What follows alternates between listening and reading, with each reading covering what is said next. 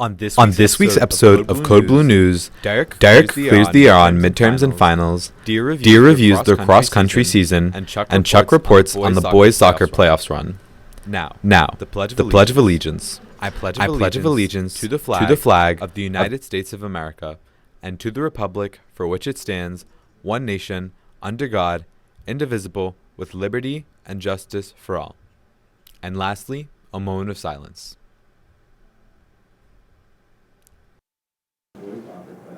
Good morning, Bulldogs. I'm Malachi Desiree here with my best friend and co-anchor, Johan Rodriguez Vieira, and you're watching another episode of Code Blue News.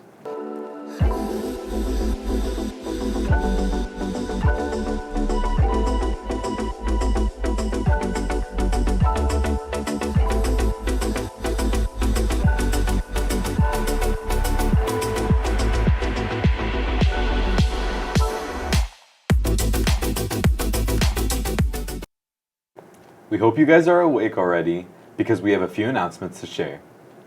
Wait, something feels different. Well, it might be our brand new desk, but it could also be that for the first time, Code Blue News will be traveling to Long Beach, California for the STN convention. And if you want to support our Code Blue team, be sure to check out our Instagram at CodeBlueHMHS. And just a reminder, for all students and parents, parent-teacher conferences will be held after school today from 12 p.m. to 2:30 p.m. But after all those conferences, I know I'd be hungry. Well, you're in luck, Malachi, because our very own senior class is hosting a Cupcakes Charlie fundraiser. 6 cupcakes will cost $20. Orders are due to Miss Francischelli by November 28th, and cupcakes will be delivered on December 8th. I can't lie. All that talk about cupcakes is making me hungry. Johan, just a quick reminder to grab food from our cafeteria. Delivery of food to the school is not allowed. Thanks. And now that it's term 2, be sure to be following all of the rules of the handbook. Speaking of terms, do you know if HMHS is bringing back midterms and finals? That's a great question, actually. Maybe Derek can provide us with some answers. With the new administration here at Holbrook High School, it is only natural that changes will be made this school year. Over the past couple of weeks, our new principal, Mr. Tarsky, and other administrators have been considering the reintroduction of midterms and finals. The last time they were administered was prior to COVID. Let's take a look at what the opinion around the school is regarding these exams. So it's under discussion. We feel it's good to give students experience with high-stakes testing. Tests are just a fact of life, and part of our job as a school is to prepare you guys. Midterms would help give you more experience with that process. My main goal is to prepare students for their life after high school. Outside of school especially, there are a lot of big stakes tests. Even if you're not college bound, plumbers, electricians, any tradesmen have licensing exams, so being able to perform well on high stakes tests is a life skill, no matter where you end up, whether or not you go to college. So I do think that having that practice with midterms and finals is important for students. I can just tell you, like, when we consider stuff like this, it's because we're trying to do right by students and prepare you for beyond our walls, too. I think students think that teachers just want to trick them and sort of make them fail, and I don't think that's the case. We want to prepare you for the real world, and the best way we can do that is to mimic high stakes or high stress situations. There's high stakes testing while you're here, there's high stakes testings when you leave. And when we talk about this and consider it, it's how do we benefit students and prepare them for college and career? And that's really why it's under discussion, is to help everyone here. The staff here seem to be very supportive on midterms and finals, but let's see what the students have to say about the matter. I don't think midterms and finals should return, although I feel like a lot of people think as a senior it's going to prepare me for college exams I have to take next year. As of now, it's just going to add more stress onto the college scholarship deadlines I have going on right now. I feel like midterms should not return. I feel like the reason why is because it causes a lot of stress to students now with the other stress that they have in their lives as well, like jobs and taking care of like family members and other things like that. COVID affected my learning like it did for anybody else. It set us back. Nobody was really doing anything. It would reflect in my midterm because it reflects my classes every single day. We were hybrid learning, and now there's just kind of holes and gaps in some of the lessons that I was supposed to learn then that would have helped me now. COVID did affect the way that I learned, only because I feel like it slowed it down. But like coming back to school full time is now I have to kind of pick up that slack, I guess you could say. Midterms and finals draw a mixed bag of opinions, but we'll see what the future holds and if you have to be up for the test. This has been Derek Fox reporting for Code Blue News. Back to you in the studio. Thanks, Derek. I really hope we don't have midterms. Moving on, the Journalism Club is finally up and running. If you like writing or taking pictures, well, this club is for you. We're seeking students of all ages to help fill our team of reporters. The school club meets after school on Wednesdays, so make sure to mark your calendars. Also, our robotics team had an event last weekend and they absolutely crushed it, with 3 of their robots ending up in semifinals, and this is the first time that happened in BizarreBots history. What a great achievement. If you wish to support the robotics team, behind us on the screen are some important dates you should keep in mind. I would keep an eye on the robotics team if I were you. Their season looks very bright. But not only that, because next Wednesday is the last day to join, so get out there, future BizarreBots. And hey, don't forget to attend that mystery raffle, because it looks like they have some really amazing stuff planned. Hey Johan, guess what else is amazing? I mean, not much other than our amazing Code Blue team. Not at all. It's the cross-country team. Let's see how their season wrapped up.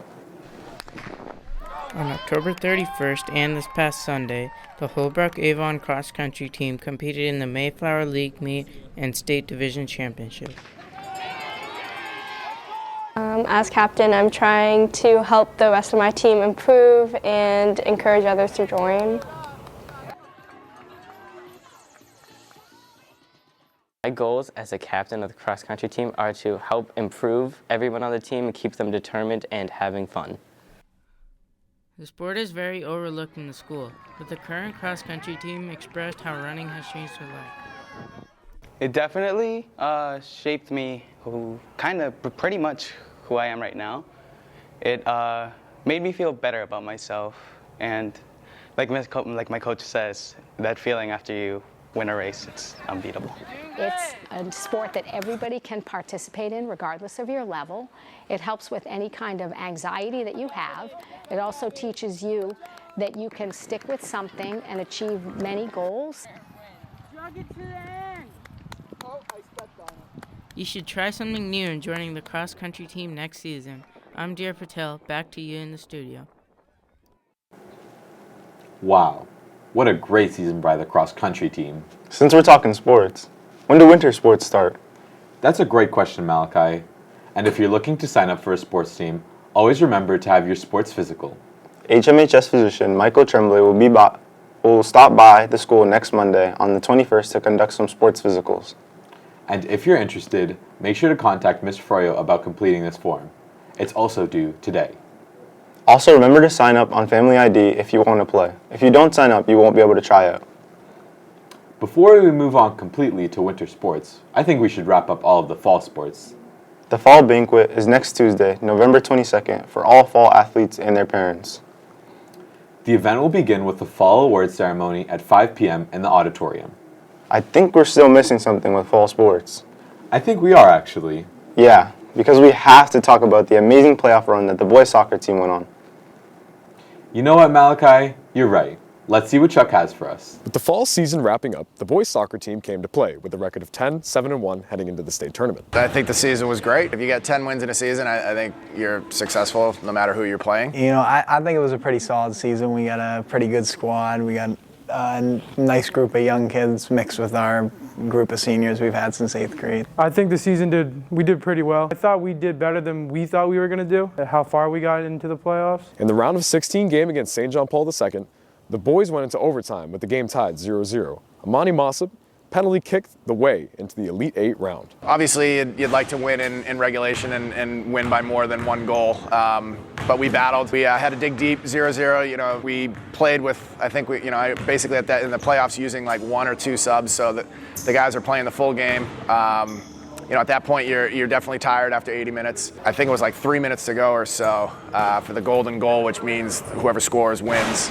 And Nielsen got taken down. Amani, he had hit a PK in the Millis game, so it was good to see he was confident and he put it, right where he wanted to. And there's no better feeling than scoring and having the game be done. It was definitely very stressful. I mean, you never know which way it's going to go. All it could take is a goal from us or a goal from them, especially going into overtime with the golden goal. Luckily, we managed to pull off the awesome PK by Imani. It was just something else, and running to the crowd, like I know there's pictures of us, we're all grouped up together jumping.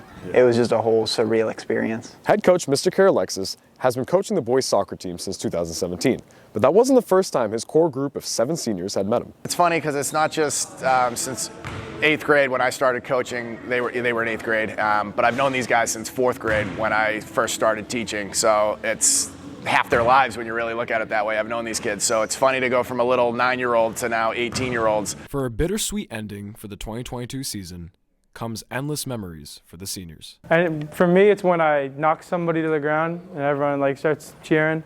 Or when UBZ had hit Bar Down against Bellman. Or Carter Monroe when he went top bins against Avon. Or when Aiden DeMarco scored the header, an own goal, and then he scored for us. Just overall, I've been growing up with these guys playing soccer even before high school, and overall it's just been a great experience. I know I'll carry it with me forever and however far I'll go.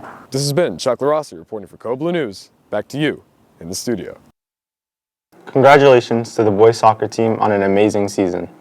And if you can't get enough of soccer, remember that this coming Wednesday, November 23rd, we have World Cup Day, so wear your favorite country colors. But that wraps up this week's show. I'm Malachi Desiree. And I'm Johan Rodriguez Vieira. See you next week for Code Blue Feud.